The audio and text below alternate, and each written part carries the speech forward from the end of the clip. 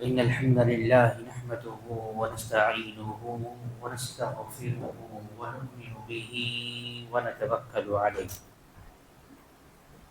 ونعوذ بالله من شرور أنفسنا ومن سيئات أعمالنا من يهده الله فلا مضل له ومن يضلل فلا هادي له وأشهد أن لا إله إلا الله وحده لا شريك له وأشهد أن محمدا عبده ورسوله أما بعد فإن خير الحديث كتاب الله وخير الهدي هدي محمد صلى الله تعالى عليه وسلم وشر الأمور محدثاتها وكل محدثة بدعة وكل بدعة ضلالة وكل ضلالة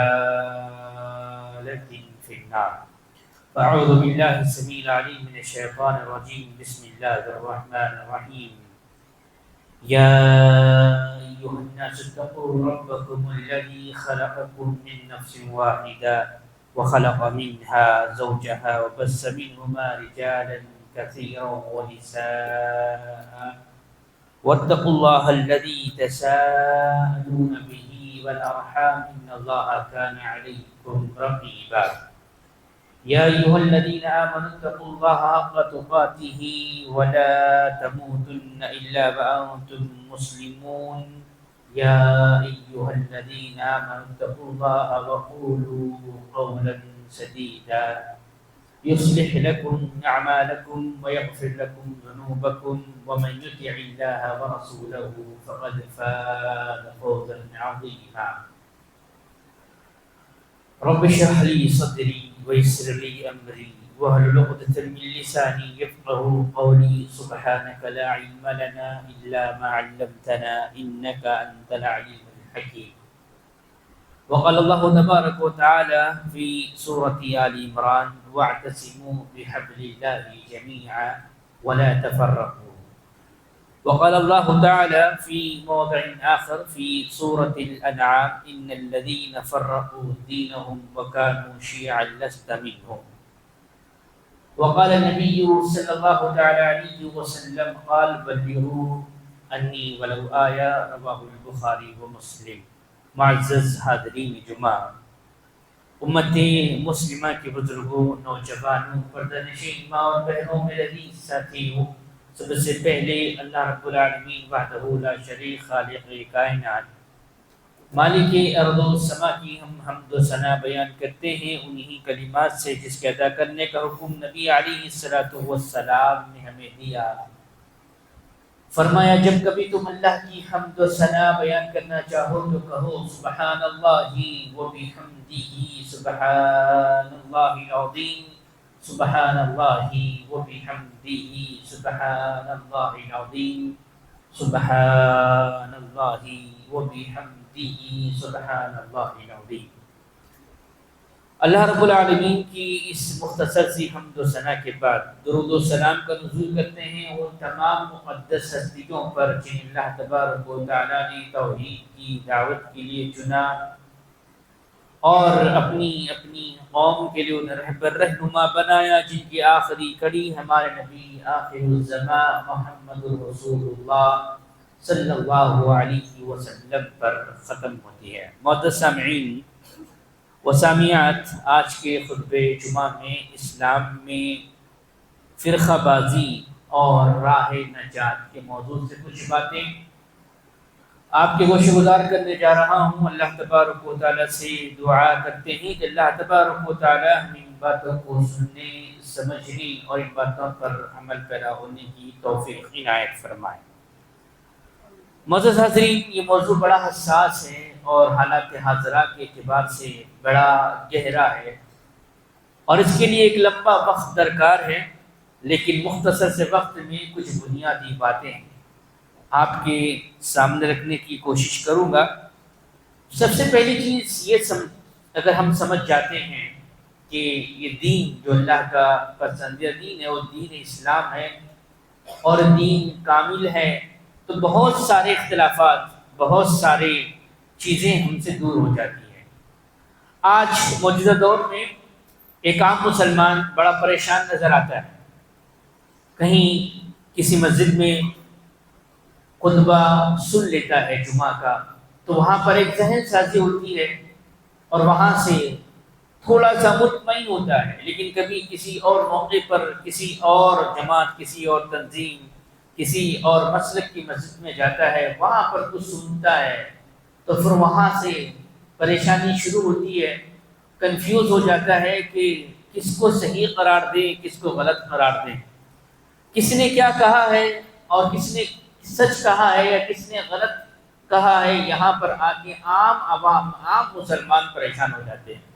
مسئلہ یہ خطبے تک نہیں رہا، بلکہ اگر سوشل میڈیا کی دور سے ہم گزر رہے ہیں تو سوشل میڈیا کے اندر ہر ایک کی اپنی اپنی چاہتیں، اپنی اپنی خواہشات کے مطابق سوشل میڈیا آپ کو گائیڈ کر رہا ہے۔ اگر کوئی اسلامی نقطہ نظر سے دلچسپی رکھتا ہے، اسلام کو سیکھنا چاہتا ہے، اسلام کو سمجھنا چاہتا ہے یا اسلامی تعلیمات کو اپنانا چاہتا ہے، اور سوشل میڈیا کے کسی پلیٹ فارم کو اپناتا ہے، وہاں دیکھتا ہے ایک ہی موضوع سے ایک مسلک والے کچھ اور بیان کر رہے ہیں، اسی موضوع سے دوسرے مسلک والے ان کی مخالفت کرتے ہوئے کچھ اور بیان کر رہے ہیں۔ یہاں تک دیکھنے میں آتا ہے کہ اختلافات بڑے زور و شور سے ہیں، یہاں تک لوگوں نے اپنی اپنی گروہ، اپنے اپنے فرقے، اپنے اپنے مسلک، اپنی اپنی تنظیمیں، اپنی اپنی جماعتیں بنا رکھی ہیں، جہاں سے پریشانی اور زیادہ بڑھ جاتی ہے کہ کس کو صحیح قرار دے، کس کو حق مانے، کس کو باطل قرار دے۔ یہاں پر علم ہوتا ہے تو وہ تحقیق کرتا ہے، صراط مستقیم پر گامزن ہو جاتا ہے۔ علم اگر نہ ہو تو ہر کسی کو صحیح مانتے ہوئے وہ کسی نہ کسی غلط راہ پر گامزن ہو جاتا ہے اور یہاں تک کہ صراط مستقیم سے ہٹ جاتا ہے۔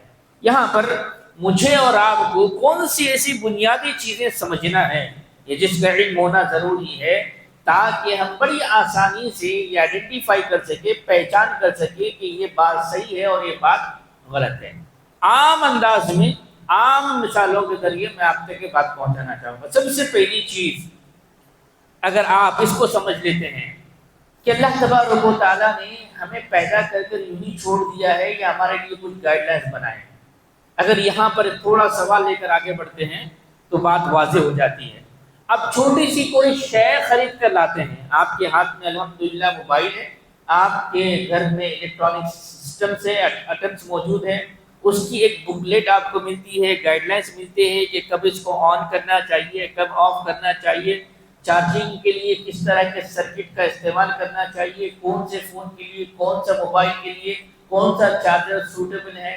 یہ ساری چیزیں ایک کمپنی، ایک انسان جس نے بنایا ہے، اس کے نیچے نکات، فہرست، شرائط رکھتا ہے اور وہ شرائط کے مطابق آپ اس کو استعمال کرتے ہیں تو وہ لمبا آپ کا ساتھ دیتا ہے، ورنہ شرائط کی مخالفت کرتے ہیں، ڈیڈ ہو جاتا ہے، کمپنی کے پاس آپ جا کے بلیم کرتے ہیں تو وہ شرائط کے مطابق آپ کو چیک کرتا ہے اور کہتا ہے کہ آپ نے ان شرائطوں کو نہیں اپنایا، جس کی وجہ سے یہ ریفنڈ نہیں ہوگا، دوبارہ اس کو ہم بنا نہیں سکتے ہیں۔ تو یہاں سے ایک مثال، ایک انسان جو ایک خطرے سے اللہ نے اس کو پیدا کیا، وہ ایک چیز بناتا ہے، اس کا ایجاد کرتا ہے، دنیاوی انسانوں کے لیے فائدے مند، اس کے گائیڈ لائن بناتا ہے۔ اللہ تبارک و تعالیٰ نے جب دنیا بنائی، سورج بنایا، ستارے بنائے، چاند بنائے، دریا بنائے، پہاڑ بنائے، چونٹی اللہ نے بنائی، اگر آپ اس پہ تھوڑا سا غور تدبر کریں گے اس کا بھی مقصد اللہ نے رکھا ہے۔ یہ مچھر، یہ مکھی، یہ کیڑے، یہ مکوڑے، یہ درند، یہ پرند، یہ حیوانات، یہ نباتات، یہ جمادات، یہ پہاڑ، یہ دریا، یہ سمندر، ہر شے کو اللہ نے بے مقصد نہیں بنایا، بامقصد بنایا ہے۔ تو کیا انسان کو اللہ نے بے مقصد بنایا ہے یا انسان کو یوں ہی اللہ نے چھوڑ دیا ہے کہ جاؤ جیسے چاہے زندگی گزارو، جیسے چاہے منمانی کرو، جیسے چاہے واپس آ جاؤ؟ نہیں، یہاں پر تھوڑا غور کرتے ہیں تو ہماری زندگی کا اللہ نے مقصد متعین کیا ہے اور بے مقصد ہمیں نہیں بنایا ہے۔ پہلی چیز، اختلافات سے باہر آنے کے لیے، تنظیموں سے باہر آنے کے لیے، جماعتوں سے باہر آنے کے لیے، حق و باطل کو پہچاننے کے لیے سب سے پہلے میں اور آپ اپنی زندگی کے مقصد کو پہچانیں۔ اگر مقصد واضح ہو جاتا ہے تو بہت ساری راہوں سے ہٹ کر آپ سیدھے راستے پر آ جاتے ہیں کہ میری زندگی کا مقصد اللہ کی عبادت ہے، اللہ کی عبادت ہے۔ اب سوال یہ پیدا ہوتا ہے کہ اللہ کی عبادت ہے تو میں عبادت کیسے کروں، یا مجھے عبادت کیسے کرنا چاہیے، یہ عبادت کا طریقہ کار اللہ کے نبی اللہ تبارک و تعالیٰ نے بیان کیا ہے یا نہیں کیا ہے۔ اگر اس سوال کو لے کر آگے بڑھتے ہیں تو آپ کے سامنے بات واضح ہو جاتی ہے کہ اللہ کے نبی علیہ السلام کے طریقے کے مطابق ہم کو عبادت کرنا ہے۔ یہاں پر بڑی بات واضح ہے، ہماری زندگی کے مقصد اللہ کی عبادتوں میں وہ عبادت جو اللہ کے نبی علیہ السلام نے کی ہے، کر کے دکھائی ہے، کرنے کا حکم دیا ہے، یا صحابہ کو کرتے ہوئے دیکھا ہے تو خاموشی اختیار کی ہے، یہی وہ طریقہ ہے جو عبادت کا ہے، اور اسی طریقے سے کی جانے والی عبادت قابل قبول ہوگی اور اس کا بدلہ دیا جائے گا۔ اس کی دلیل صحابہ کرام رضوان اللہ علیہم اجمعین، صحابہ اللہ کے نبی صلی اللہ علیہ وسلم کے پاس موجود ہے، وہی اتر رہی ہے، اللہ کے نبی صلی اللہ علیہ وسلم وہی بیان کر رہے ہیں، صحابہ عمل کر رہے ہیں، وہ عمل کو اللہ تعالیٰ قبول کر رہا ہے، اللہ تبارک و تعالیٰ اس عمل کے عوض یہ کہہ رہا ہے کہ رضی اللہ عنہ ورضوا عنہ، اللہ ان سے راضی ہوا، وہ اللہ سے راضی ہو گئے۔ بات کیا معلوم ہوئی؟ اختلافات سے نکلنے کے لیے سب سے پہلے مجھے اور آپ کو اپنے زندگی کا مقصد سمجھنا ہوگا۔ دوسرا پہلو، جو مقصد واضح ہو جائے تو وہ مقصد کو کیسے انجام دینا، وہ اللہ کے نبی صلی اللہ علیہ وسلم کے طریقے کے مطابق انجام دینا ہوگا۔ اب تیسرا مرحلہ میرے اور آپ کے سامنے آتا ہے کہ اب میں یہاں سے اپنے آپ کو حنفی کہلاؤں یا شافعی کہلاؤں یا مالکی کہلاؤں یا میں شیعہ کہلاؤں یا روافظ کہلاؤں یا جہمیہ کہلاؤں یا تقدیریہ کہلاؤں یا معتزلہ کہلاؤں، آپ یہ بہت سارے آپ کو مسلکی اور فرقے اور تنظیمیں جماعتیں آپ کے سامنے آئیں گی۔ میں جماعت اسلامی سے اپنے آپ کو جوڑوں یا بریلوی جماعت سے میں اپنے آپ کو جوڑوں یا مسلک اہل حدیث سے میں اپنے آپ کو جوڑوں یا غرباء اہل حدیث سے میں اپنے آپ کو جوڑوں، یہاں پر آ کر ہم بہت زیادہ کنفیوز ہو جاتے ہیں۔ زندگی کا مقصد پتہ عبادت ہے، عبادت اللہ کے نبی صلی اللہ علیہ وسلم کے طریقے کے مطابق ہوگی، لیکن میں اپنے آپ کو کس سے جوڑوں، کس جماعت سے جوڑوں، کس فرقے سے جوڑوں، کس مسلک سے جوڑوں جہاں سے میری کامیابی ممکن ہے۔ اس کو سمجھنے کے لیے اور ایک پہلو ہے، جس دین کو اللہ نے پسند کیا ہے وہ دین اسلام ہے۔ دین اسلام ہے۔ دین اسلام کی اساس کیا ہے؟ دین اسلام کی بنیاد کیا ہے؟ دین اسلام کی اساس کتاب اللہ و سنت رسول ہے۔ اللہ کی کتاب، اللہ کے نبی صلی اللہ علیہ وسلم کی تعلیمات ہے۔ اللہ کی کتاب کو لے کر کسی بھی جماعت، کسی بھی تنظیم، کسی بھی فرقے کے اندر اختلاف نہیں ہے۔ سب اس بات کو مانتے ہیں کہ اللہ کی کتاب ہے، سوائے روافظ میں شیعہ میں سے کچھ لوگ یہ کہتے ہیں کہ کچھ پارے اس کے اندر موجود نہیں ہے۔ باقی ساروں کا اگر آپ بنیادی طور پر جائزہ لیں، سب یہ کہتے ہیں کہ اللہ کی کتاب ہے، اس میں کسی بھی قسم کی تبدیلی ممکن نہیں ہے اور تبدیلی ہو نہیں سکتی ہے، اور کوئی تبدیلی ہونے کا ایمان رکھتا ہے تو مسلمان نہیں ہو سکتا ہے۔ تو اللہ کی کتاب پر سب کا یقین ہے، سب کا اعتقاد ہے، یہ اللہ کی کتاب ہے، آخری کتاب ہے، نبی علیہ السلام پر اتاری گئی ہے۔ یہاں سے سمجھے قرآن اسلام کی اساس میں سے ایک بنیادی چیز ہے۔ دوسرے پہلو پر جب ہم آتے ہیں، اللہ کے نبی علیہ السلام کی سنت، یہاں پر تھوڑا سا مسلمانوں میں پریشانی پیدا ہوتی ہے۔ کوئی کہتا ہے یہ حدیث صحیح ہے، کوئی کہتا ہے یہ حدیث ضعیف ہے، کوئی کہتا ہے یہ حدیث موضوع ہے، کوئی کہتا ہے کہ حدیث منکر ہے، کوئی کہتا ہے کہ یہ حسن ہے، کوئی کہتا ہے کہ یہ قابل قبول ہے، کوئی کہتا ہے کہ کوئی قابل قبول نہیں ہے۔ یہاں پر آ کر اختلاف برپا ہوتا ہے، کوئی کسی کو صحیح مان لیتا ہے، کوئی کسی کو غلط مانتا ہے، جو صحیح مان لیتا ہے اس کو اپنا لیتا ہے، جو غلط مان لیتا ہے اس کو رد کر دیتا ہے۔ یہاں سمجھنے والی بات یہ ہے، یقیناً یہ حدیث کی اصطلاح ہے۔ حدیث کی اصطلاح ہے کہ حدیث کو کیسے آئیڈینٹیفائی کیا جائے، کن بنیادوں پہ کیا جائے۔ اسماء الرجال کا ایک بڑا علم ہے جو صحابہ کو اللہ نے دیا تھا۔ اللہ نے ایسی ذہانت دی تھی کہ وہ خاندان در خاندان صرف نقشہ چلنے والے پیروں کے نقشوں کو دیکھ کر بتایا کرتے تھے، وہ حافظے کے مالک تھے۔ تو قرآن محفوظ ہے، اس میں کسی کو شک نہیں، حدیث محفوظ نہیں، اس میں شک ہے، حدیث محفوظ نہیں، اس میں شک ہے۔ آج اس خطبے سے میں آپ کو بتانا چاہتا ہوں، اس غلط فہمی کو یا اس کم علمی کو اپنے ذہنوں سے نکال دیں کہ حدیث محفوظ نہیں ہے۔ دلیل اللہ کے نبی صلی اللہ علیہ وسلم پر جو وحی اترتی تھی، اللہ کے نبی صلی اللہ علیہ وسلم پر جو احکامات آیا کرتے تھے، کس کے جانب سے آتے تھے؟ اللہ کے جانب سے۔ لے کر کون آتے تھے؟ حضرت جبرائیل علیہ السلام لے کر آتے تھے۔ اللہ کے نبی صلی اللہ علیہ وسلم اپنی طرف سے کچھ نہیں کہتے تھے، وَمَا يَنطِقُ عَنِ الْهَوَىٰ إِنْ هُوَ إِلَّا وَحْيٌ يُوحَىٰ، میں وہی کہتا ہوں جو مجھ پر وہی آتی ہے، اس کے علاوہ میں اپنی طرف سے کچھ نہیں کہتا۔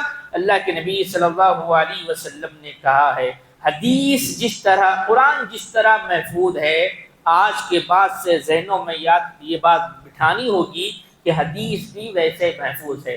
آپ کہیں گے کیسے؟ آپ کہیں گے ممکن نہیں ہے، یقیناً ممکن ہے۔ اگر آپ کسی سے پوچھیں قرآن محفوظ ہے، دلیل کیا ہے، کس بنیاد پر آپ کہہ رہے ہیں کہ قرآن محفوظ ہے، وہ قرآن کی وہ آیت پڑھے گا، اِنَّا نَحْنُ نَزَّلْنَا الذِّكْرَ وَإِنَّا لَهُ لَحَافِظُونَ، یہ دلیل ہے سارے جماعتوں، سارے فرقوں، سارے تنظیموں کے پاس کہ قرآن محفوظ ہے۔ اِنَّا نَحْنُ نَزَّلْنَا الذِّكْرَ، اللہ نے کہا ہے، اِنَّا نَحْنُ نَزَّلْنَا الذِّكْرَ، ہم نے ذکر کو اتارا ہے، وہاں پر لفظ قرآن نہیں ہے۔ اِنَّا نَحْنُ نَزَّلْنَا القرآن اللہ نے نہیں کہا ہے، اللہ نے کہا اِنَّا نَحْنُ نَزَّلْنَا الذِّكْر، اللہ نے کہا ذکر کو میں نے اتارا ہے اور ذکر کا میں محافظ ہوں، اور ذکر سے مراد وحی ہے، ذکر سے مراد وحی ہے، اور وحی جو اللہ کے پاس سے جبرائیل علیہ السلام لے کر اللہ کے نبی صلی اللہ علیہ وسلم تک آیا کرتے تھے، یہ دو قسمیں اس کی آتی ہے، ایک وحی مطلوع، دوسری آتی ہے وحی غیر مطلوع۔ اختلافات کو ختم کرنے کے لیے بنیادی مسئلے کو سمجھنا بے حد ضروری ہے۔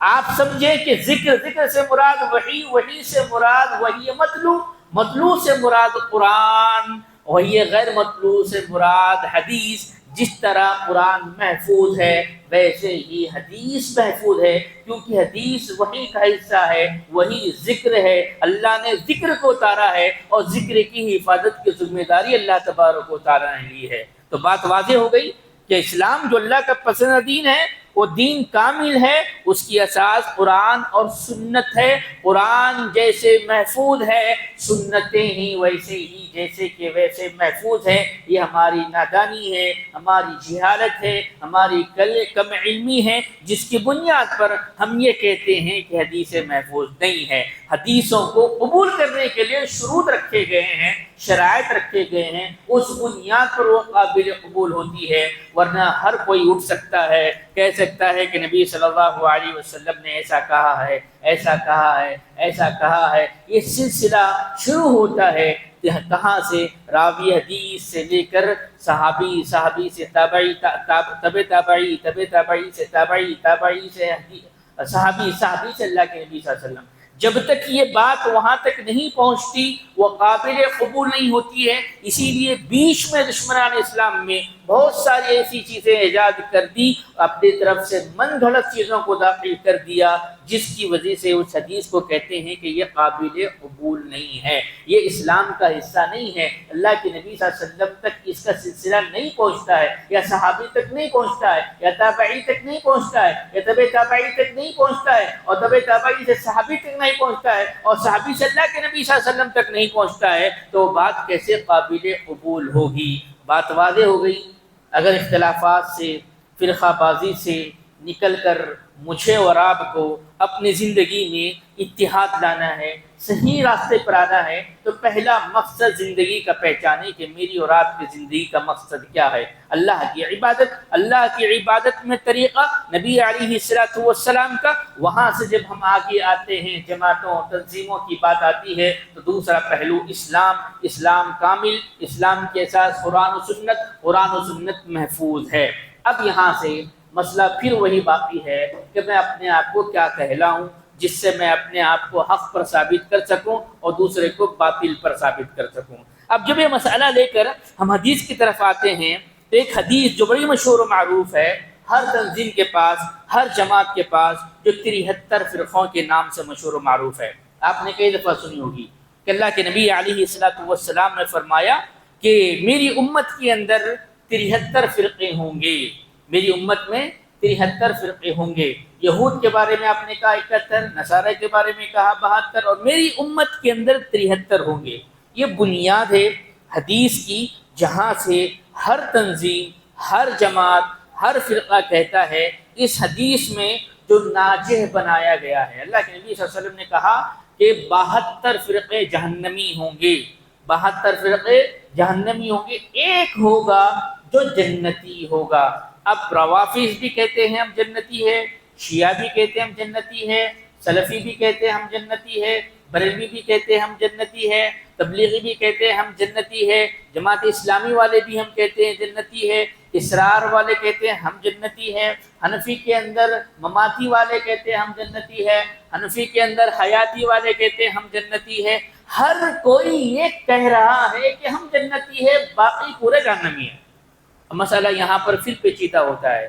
مسلمان اللہ نے بنایا، ہم نے کلمہ پڑھا، کلمے کی گواہی دی، اللہ کی وحدانیت کا اقرار کیا، نبی صلی اللہ علیہ وسلم کی رسالت کو اپنایا، عبادت کا ہم نے ارادہ کیا، عبادت کے لیے نبی صلی اللہ علیہ وسلم کو آئیڈیل نمونہ بنا لیا، قرآن ہم نے مکمل تسلیم کر لیا، حدیث کو ہم نے تسلیم کر لیا۔ مسئلہ ہے فرقے کا، مسئلہ ہے فرقے کا۔ اب یہاں پر اس حدیث پر غور کریں تو تعجب یہ ہوتا ہے کہ اللہ کے نبی صلی اللہ علیہ وسلم نے جب یہ بات بیان کی، صحابہ نے پوچھا، امام ترمذی رحمۃ اللہ علیہ نے ان باتوں کو، ان چیزوں کو عنوان نقل کیا ہے۔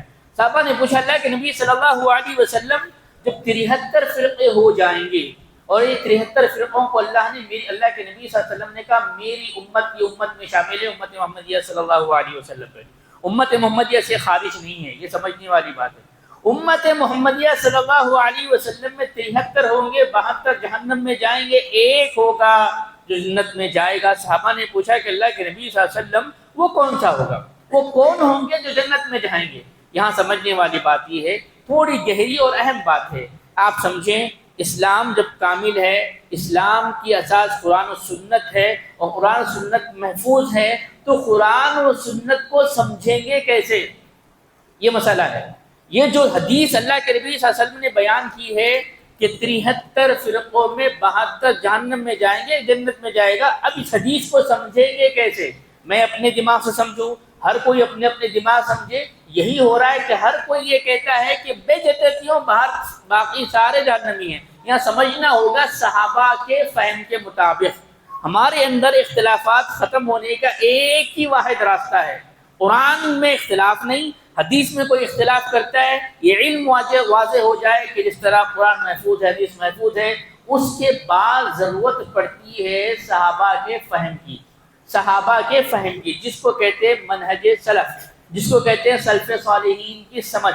اللہ کے نبی صلی اللہ علیہ وسلم کے صحابہ نے اس حدیث کو کیسے سمجھا، اس حدیث کا کیا معنی لیا، اس حدیث کا کیا مفہوم لیا، کیسے انہوں نے اس وقت اس کو آئیڈینٹیفائی کیا کہ یہ 72 جہنمی ہے اور ایک جو ہے جنتی ہے، اس طریقے سے آج کے اس دور میں، بلکہ ہر دور میں جہاں اختلاف پیدا ہوا ہے، اس نظریے سے، اس فہم سے، اس سمجھ سے اس کا معنی مفہوم لیتے ہیں تو بات واضح ہو جاتی ہے۔ اللہ کے نبی علیہ الصلوۃ والسلام نے فرمایا ما انا علیہ واصحابی، وہاں پر اللہ کے نبی صلی اللہ علیہ وسلم نے کسی بھی جماعت کا نام نہیں لیا، کسی بھی فرقے کا نام نہیں لیا، کسی بھی تنظیم کا نام نہیں لیا، کسی بھی امام کا نام نہیں لیا، کسی کی تقلید کو مختص نہیں کیا، کسی کے پیچھے زندگی گزارنے کا اعلان نہیں کیا۔ اللہ کے نبی صلی اللہ علیہ وسلم نے کہا ما انا علیہ واصحابی،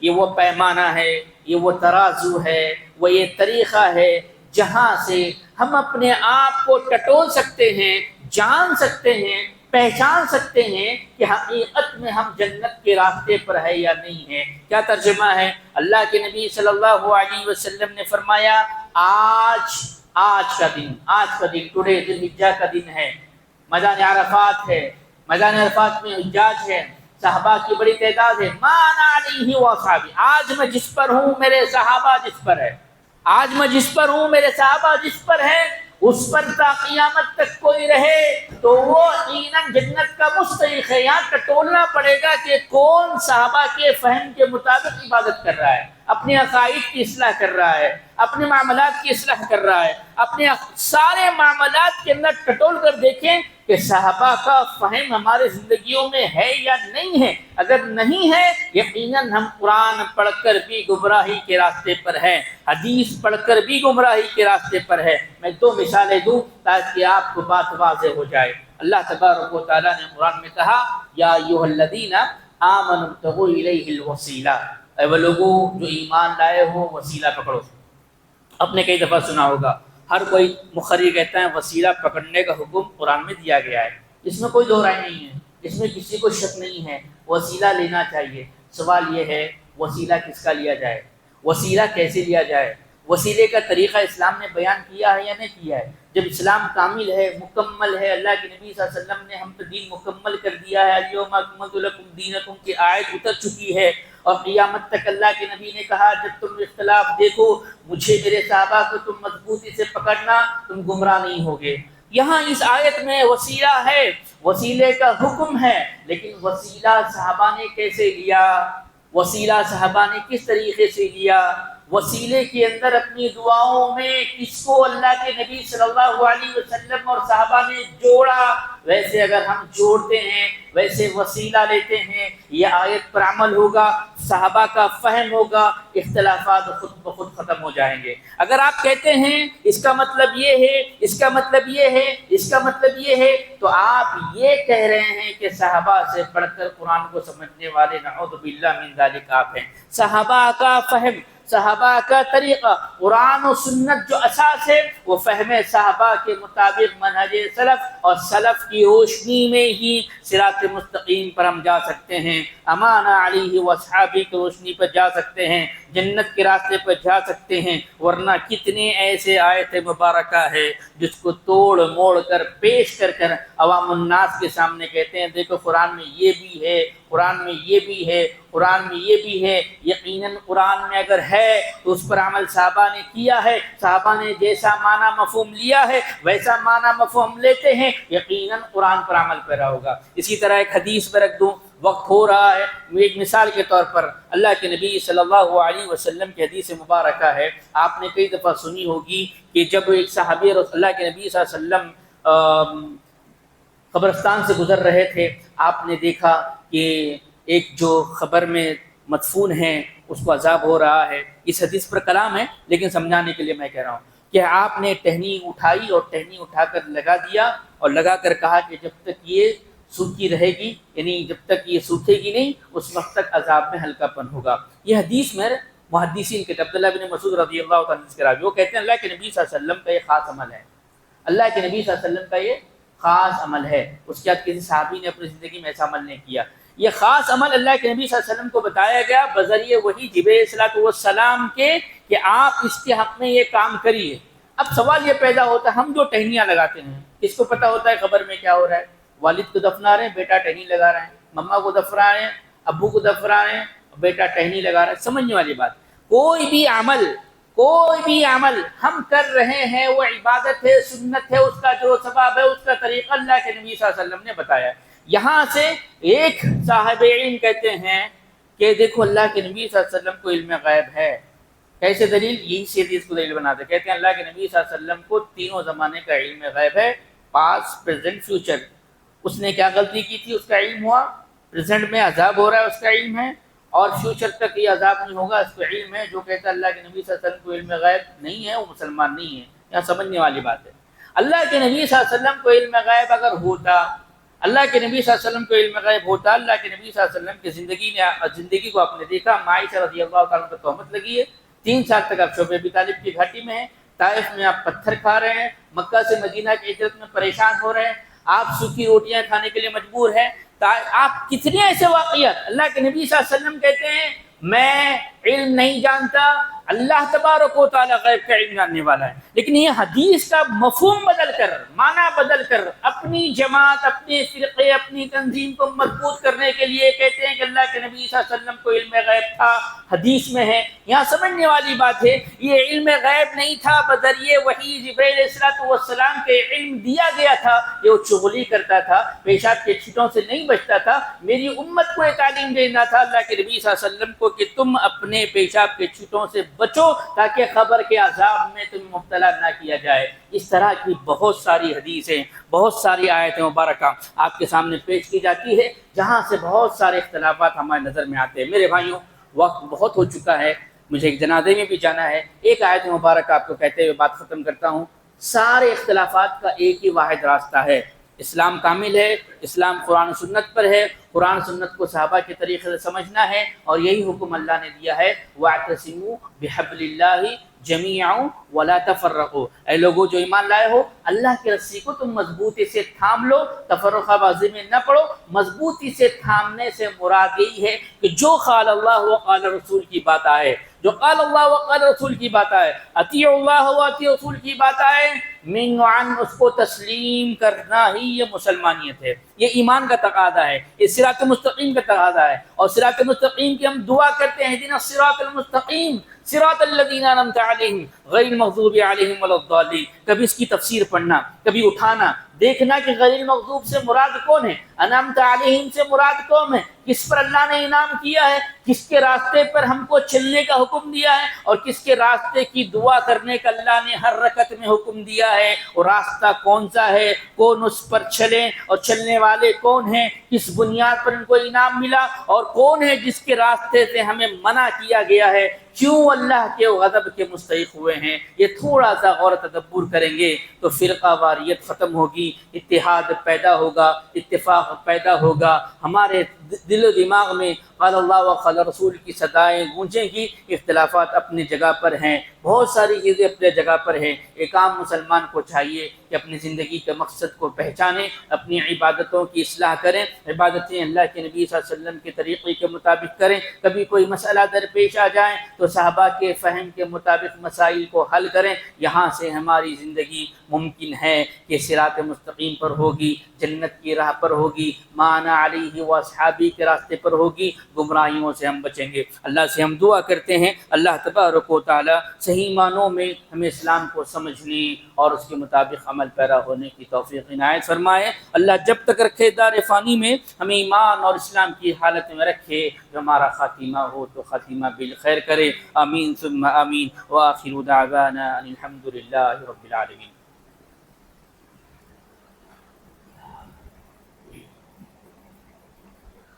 الحمد للہ رب العالمین، والصلاة والسلام علی رسول الکریم۔ معزز حاضرین، آج کے خطبہ جمعہ میں جو باتیں آپ کے سامنے آئی، اسلام میں تفرقہ بازی اور اس کا نجات، سب سے پہلا جواب یہ ہے، اسلام میں تفرقہ بازی کی اجازت نہیں ہے۔ سورہ انعام کی آیت نمبر میں نے آپ کے سامنے تلاوت کی ہے، آیت نمبر 159 کے اندر اللہ نے فرمایا کہ وہ لوگوں جو ایمان لائے ہو اپنے آپ کو فرقہ بازی سے بچاؤ۔ دوسری جو چیز میں نے آپ کے سامنے پڑھی، سورہ آل عمران کی آیت، جس میں اللہ نے حکم دیا وَاعْتَصِمُوا بِحَبْلِ اللَّهِ جَمِيعًا، تم اللہ کے رسی کو مضبوطی سے تھام لو، تفرقہ بازی میں نہ پڑو۔ تفرقہ بازی میں نہ پڑھنے کی ایک ہی چیز ہے، وہ ہے صحابہ کا فہم، صحابہ کے طریقے کے مطابق قرآن اور سنت کو سمجھنا۔ کچھ لوگ کہہ سکتے ہیں 1400 سال پہلے بات ہوئی اور آج بات ہو رہی ہے، کیسے ممکن ہے؟ یہاں غلط فہمی یہی ہے، یہ اللہ نے اس کی حفاظت کی ذمہ داری لی ہے۔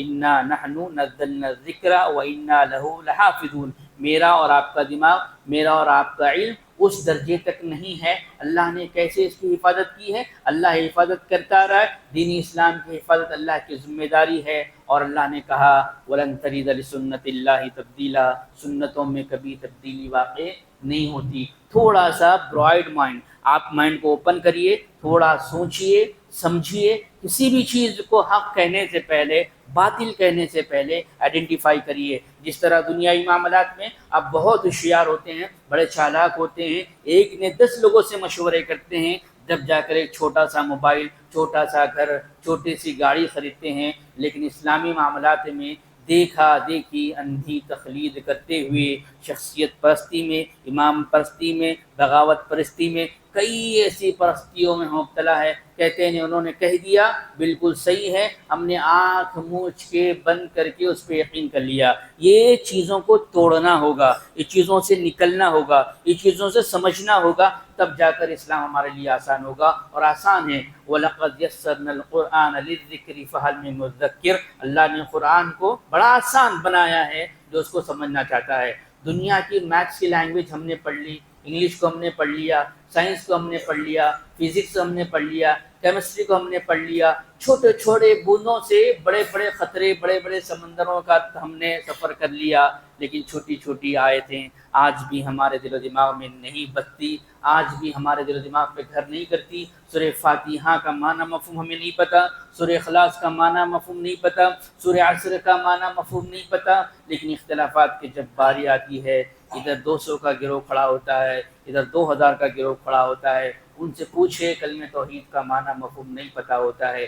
علم کے نہ ہونے کی بنیاد پر دن بہ دن اختلافات گھر کر رہے ہیں، اختلافات آگے بڑھ رہے ہیں۔ لہذا وقت کا تقاضا یہ ہے کہ ہم علم کی طرف آئیں، عمل کی طرف آئیں، حقیقت کی طرف آئیں، اور ما انا علیہ و اصحابی کی پہچان کو پہچانیں، تو ہمارے لیے راستہ آسان ہوگا۔ اللہ سے ہم دعا کرتے ہیں اللہ تبارک و تعالی حقیقی معنوں میں ہمیں صراط مستقیم کو پہچاننے اور اس پر زندگی گزارنے کی توفیق عنایت فرمائے۔ اللہ جب تک رکھے دار فانی میں ہم ایمان اور اسلام کی حالت میں رکھے، جو ہمارا خاتمہ ہو تو خاتمہ بالخیر کرے۔ اقول قولی ھذا استغفر اللہ لی ولکم ولسائر المؤمنین۔ اعوذ باللہ السمیع العلیم من الشیطان الرجیم۔ بسم اللہ الرحمن الرحیم۔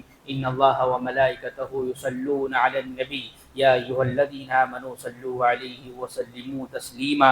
اللهم صل على محمد وعلى آل محمد كما صليت على إبراهيم وعلى آل إبراهيم إنك حميد مجيد۔ اللهم بارك على محمد وعلى آل محمد كما باركت على إبراهيم وعلى آل إبراهيم إنك حميد مجيد۔ أعوذ بالله السميع العليم من الشيطان الرجيم۔ بسم الله الرحمن الرحيم۔ إن الله يأمر بالعدل والإحسان وإيتاء ذي القربى وينهى عن الفحشاء والمنكر والبغي يعظكم لعلكم تذكرون۔ واذكروا الله يذكركم وادعوه يستجب لكم ولذكر الله تعالى والله يعلم ما تصنعون۔